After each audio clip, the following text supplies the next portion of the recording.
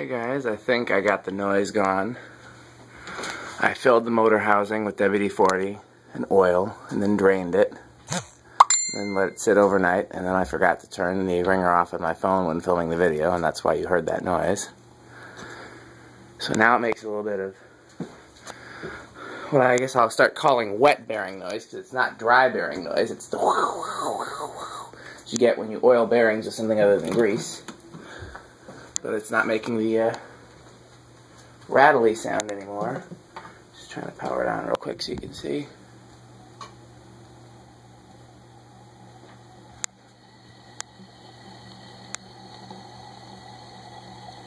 So that's okay. There's still some oil in there apparently because it's spraying it around the room, and I don't want that, so I'm going to stop it. But that's what I mean by the wet bearing noise is what I'm going to start calling that. It's the opposite of dry bearing noise. But the grinding noise is gone. So I'm really glad about that. And I'm going to try it with blades later on and see how it performs. Thanks for watching.